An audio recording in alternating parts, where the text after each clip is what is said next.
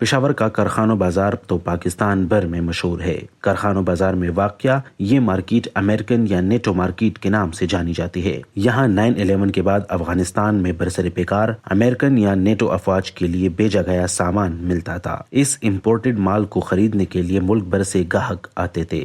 ہم لوگ مختلف چیزیں ہیں، کافی ڈفرینٹ چیزیں یہاں سے ملتی ہیں امپورٹڈ میں، تو وہ چیزیں لے کے جاتے ہیں جو یونیک سی ہوتی ہیں۔ مسئلہ یہ ہے کہ اب کچھ حالات بھی اس طرح کے ہوئے ہیں تو چیزیں کافی مل رہی ہیں اور کافی نہیں بھی مل رہی ہیں۔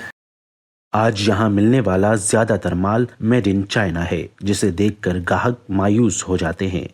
مگر آج کل وہ چیزیں یہاں پر بہت ہی مشکل سے مل جاتی ہے۔ کسی کے پاس اگر پرانی چیز پڑی ہو تو مل جاتی ہے، مگر ایسے کوئی ساری آج کل چائنیز مال ادھر پڑا ہوا ہے۔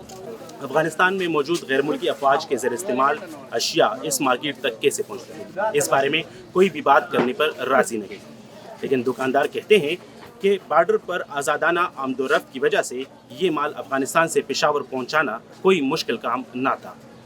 اس مارکیٹ میں اعلیٰ معیار کی دوربین، خنجر، بوٹس، جیکٹس اور دستانے وغیرہ عام ملتے تھے، مگر مارکیٹ کی انتظامیہ کا کہنا ہے کہ حکومت کی طرف سے سرحد پر باڑ لگانے اور تورخم بارڈر پر چیکنگ سخت کرنے کے بعد اب اسمگل شدہ مال یہاں نہیں آتا۔ میرے خیال میں افغانستان میں بھی غریب لوگ بس رہے ہیں، پاکستان کا حالات بھی آپ کے سامنے ہیں، تو اگر یہ روزگار یہ کر رہے ہیں تو یہ اس وجہ سے نہیں کر رہے ہیں کہ یہ یا دہشت گردی پھیلا رہے ہیں، یہ اپنی پیٹ بھرنے کے لیے کچھ دو پیسے کمانے کی وجہ سے کر رہے ہیں، تو میرے خیال میں اس میں کوئی عیب ہے نہیں۔